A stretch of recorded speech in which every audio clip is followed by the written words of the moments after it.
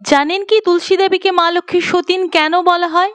কেন মা লক্ষ্মীর ভোগের থালায় তুলসী পাতা দেওয়া হয় না? পুরাণ মতে এক দৈত্যের সাথে বিবাহ হয় তুলসী বা বৃন্দার। পূর্বজন্মে তুলসীর নাম ছিল বৃন্দা। তার সতীত্বই ছিল শঙ্খচূড়ের রক্ষা কবচ। একদা মহাদেবের সাথে শঙ্খচূড়ের যুদ্ধ শুরু হয়, কিন্তু কোনোভাবে শঙ্খচূড়কে বধ করা সম্ভব হচ্ছিল না। সকল দেবগণ গেলেন শ্রীবিষ্ণুর নিকট, প্রার্থনা করে বললেন, হে বিষ্ণুদেব, বৃন্দা আপনার একনিষ্ঠ ভক্ত, আপনিই পারেন মহাদেবকে যুদ্ধে জয়ী করতে।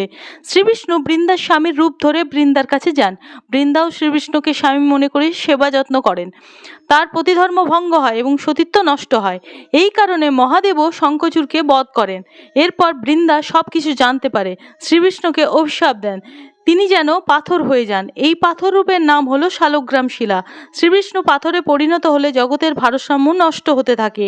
এরপর বিষ্ণুর শালগ্রাম শিলা রূপের সাথে বিবাহ হয় বৃন্দার।